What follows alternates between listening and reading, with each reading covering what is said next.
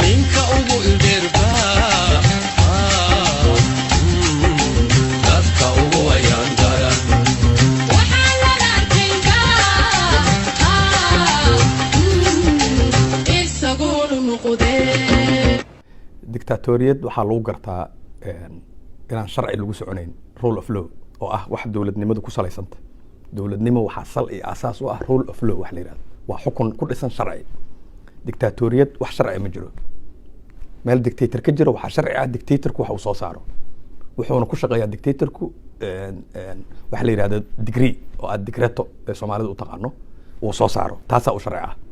waa tii maxamed siyaad barre uu ku shaqeyn jiray waa tan ninkan eritrea haysta uu ku shaqeeyo waa tii uu ku shaqeyn jiray mengistu xeele maryam waa tuu ku shaqeyn jiray mabuto sese seko waa tii bedel bukaasi uu ku shaqeyn jiray meel walboo dictator ka jiro waa degree lagu shaqeeyaa dastuur laguma shaqeeyo sharci ma jiro wuxuu afkiisa ka yihahdaa sharci wadanka oo dhan wuxuu ku jiraa calacashiisa isagaa la barayaa laga barayaa nabadii asaa laga barayaa noloshii asaa laga barayaa ummaddu inay istafarta xataa waa ogtahay maxamed siyaad barre xilligiisa qof ka safri kara airbortka xamar ma jirin basaboor si lagu qaataa adkayd baryaa lagu soo qaadanayay iyo in la tuugo marka qaran ma jiro waxaa jiro real estate waa wax uu nin leeyahay keligiis ninkaasaa u barya tegaysaa adigu bas dalkaas wax aa ku leedahay ma jiro waxa uu adig kaas iyo kaas ayaad qaadanaysaa baar wixii dhacay oo dhici jiray xilligii dictatoriyadu jirtay meel walbaba marka tan maanta jirto iyo dhibaatadii dictatoriyaddii in maanta dib loogu noqday waa nasiib darro weyn oo qof kastoo soomaali wax gartaa uu la yaabaya ha markuu yimid ba hawshii ugu horreysay oo la qabtaaba ku salaysnay dictatoriyad waxayna ka bilaabatay iyadoo si sharci darro ah wax qaanuun ah oo loo maray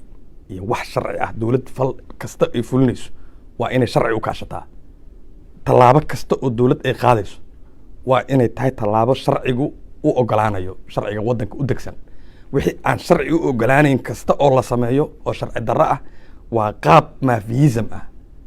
iyo morianism waa wax aan marnaba dhaqan dowladnimo lahayn waxaana ay ka bilaabatay dictatoriyadiisu dhiibistii nin mujaahida oo xaqu dirir ah oo dagaal xaqa ku jiray oo dadkiisi u dagaalamayey dhul soomaali ka maqan u dirirayey inta habeen cad la soo qabtay indhaha looga soo duubo gaalkacyo cabdikariin sheekh muuse qalbi dhagax ciidanka xoogga dalka ka tirsanaa ee gacanta loo geliyey etoobiya taliskii TPLF EPRDF ayada oo aan wax qaanuun ah ama extradition law sharci yani wax iswadaarsi annaga Ethiopia na dhex oolin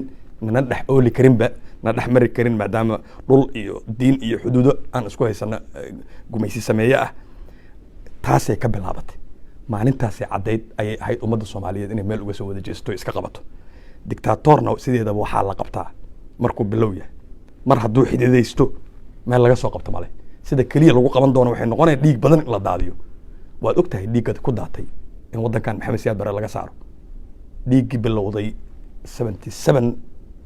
dagaalkii 77 markaan ka soo noqonay dhiiggii bilowday ilaa 1991 socday kadibna ka sii daray markii meesha asaga uu ka baxay ilaa raad xumadii iyo calool xumadeedii ilaa maanta inala socoto dhibka laga soo maro waa la socotaa 40 iyo meeqa sana ka soo wareegtay 77 43 sano maanta oo 2020 aan marayno oo lala daala dhacayo dictatoriyad kale haddii meesha sanadkan ama sanad soo socda la ceyrsho dagaal uu ku baxo iyo dhiig consequence ka dhalan doona in la qiyaasaa la rabaa maanta laga fakaro oo ubadka Soomaaliyeed la badbaadiyo dumarka iyo carruurta la badbaadiyo dadka ku le'an doona cawaaqib xumada ka imaan doonta falalka dictatoriyad ee waddanka maanta dagaalada looga horreeyay meel walba qabaa'ilka inta la isku hubeeyey ay isdilayaan oo gada wax ka socda laba juf ay isku dilayso oo midna asaga uu hubeeyey midna Kenya ay soo hubeysay xabadda ay isku haystaan saakay waxa ka dhacaya galmudug aad u jeedid in la isku hub urursanayo ya waxa ku sii socda Puntland aad u jeedid waxa la dabacsan yahay Somaliland aad u jeedid South West waxa ka dhacay gumaadka aad la socotid Hirshabelle agta lagula tunto la baabi'iyey gobolka Banaadir lagu hanjabayo leeyahay waa la idin laynaya dadka haddaad soo baxdaan oo cid banaan bixi karta cid hadla karta jirin de waad aragtaa waxaan ay taas meesha nageynayso waxay nageynaysaa waxa weeye dhiig daata iyo halaag dowladnimo dimuqraadiyad ay ku socotaa cadaalad ay ku socotaa waa dhab laba jeer uu cadeeyay inuusan doorasho dhigayn lana tartamayn doonayana inuu iska sii haysto meesha mar waxay mar uu qudbeynayay uu lahaa wadamada dariska qaarkood uu tusaale usoo qaato yiri dowladahoodu de isma bedelaan waa soo taagan yihiin waxaa loo baahan yahay dowlad iska socoto joogta meeshii mar uu lahaa continuity loo baahan yahay inaan sii joogo uu lahaa aniga kaliya sii joogay meeshii marka waa clear laba caddeyn oo waaweyn oo concrete ah hortaala oo ah inuusan rabin inuu meesha ka tago marka doorasho ma dhigayo mana damacsana inuu dhigo hadduu dhiganayana wuxuu rabaa inuu dhigo doorashooyinkan dee wadamada dictatoriyadda oo dhan doorashooyina laga dhigaa wax doorasho ku sheega laga dhigaa laysaga shubto oo 1986 ba maxamed siyaad bare doorashuu sameeyey may ahaa blue iyo red midab blue iyo mid guduudan la dhigay oo la yidhi haa iyo maya qof ku ridana ayadoo qoorta la wado xabsi lagu tuurayey wixii ummadda oo dhan ay marka haa ku shubta iyadoo baqaysa in la dilo ay ka caabsanayaan marka dal saas laguma hayn karo taariikhdaas waa soo aragnay wax cusub aa loo baahan yahay weji cusub waxaan soo marnay iyo halaagii na dhexal siiyey 77 ilaa haddadan dhiigga daadanaya 43 sano inaan maanta dictatoriyad dib intaan ugu laabanno isla halaagi kale mar kale u dhaco dee waxaan maraynaa dee waa ummad waxaan noqonay halaag u joog ah dadka taa ku taageersana dee waa dadaan dad iyo dal midaan dan ka lahayn haddii ummaddu dhiig ka dhex daato la kala qaxo la baaba'ona aan dan ka lahayn aad mooddo dee dad waxay ku khasaarayaan jirin wixii baaba'aya aan dan ka lahayn ama iska cuqdadaysan ama iska emotional ah ama iska qabyaaladaysan oo leh dad baa wax laga duminaya reer hebel baa wax la yeelaya u aaminsan laakiin weji qarannimo beena ku gabanaya dad noocaasa iska jira oo iska dhibaataysan waan leenahay ilaahay caafiyo marka dee waddanka waa aragnaa cid kastoo wax garatana way aragtaa dictatoriyaddan meesha ay namalkinayso inay tahay halaag iyo dhiig daata iyo wixii dhacay 1990 iyo kala cararka meesha ka dhacay iyo hogaamiyihii dictatorka ahaa cararkii u cararay u qaxay qaxitaanka u qaxayna ay noqoto inuu qabiilkiisa u qaxo marka maanta farmaajo meel uu asaga ku qaxaya maba jirto iyo meel uu ka bixi karo ku qaxi karo dhulka shabaaba meel walba fadhiya dadkiisina de waa kuwa uu isku diray oo uu laba jufo xabadaha isugu dhiibo weegan islaayo isdhameeyey dhiigu ku daadanayo jufo asaga hubeeyey taageerayo ciidamada meelaha uu ka soo qoro uu dulgeeyey uu ku saaciday iyo jufo kale oo iyaduna Kenya hubka hesho saaciday ay meeshii ku dirirayaan balad xaawo de waa u jeedaa marka waa meeshii ugu dambeysay ayay maraysaa aniga waxaan kula talin lahaa hadday tala yeelayaan Soomaaliya xukun dictator ah kama shaqaynayo inay dimuqraadiyaddii lagu doortay ay horta ilaaliyaan oo aysan gacmahooda ku dumin oo taariikh mugdi ah waaba ka tagayaan oo taqalba dhagaxa ugu horeyse iyo wixii la mid iyo weerarka guriga Cabdiraxmaan Cabdishakuur iyo gumaadkii bay dhab laga geystay iyo dadka afka la qabtay loo diidan yahay inay magaalada Muqdisho ka hadlaan dadku aysan shucuurtooda cabiri karin banaanbax ku cabiri karin qoraal ku cabiri karin hadal ku cabiri karin maskaxdooda ka cabiri karin inay dimuqraadiyaddii horta lagu doortay ay sugaan marka koobaad kadibna dadku u ogolaadaan in ay shacbigii ciduu rabo uu doorto ciduu rabo inuu xilka u dhiibto sidii shalay ayagaba baarlamaanka Soomaaliyeed uu aaminay baarlamaankan maanta ay baabi'iyeen oo kala daadiyeen oo baarlamaan jirin sharci jirin waxba jirin waddanka oo dhan uu gacanta galay dhowr nin oo tirsan gacmihiisii say rabaan ay ugu ciyaarayaan dan iyo hela ay kala yihiin jirin haddii ummaddu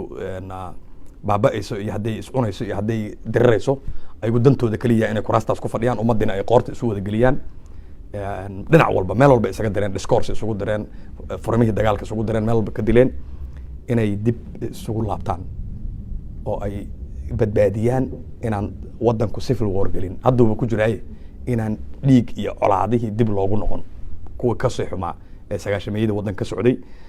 ummadda Soomaaliyeedna waxaan kula talinayaa inaysan ku kala qaybsamaan waxaan oo ay meel uga soo wada jeestaan damiirkoodii u soo noqdaan dadnimadoodii soo ceshadaan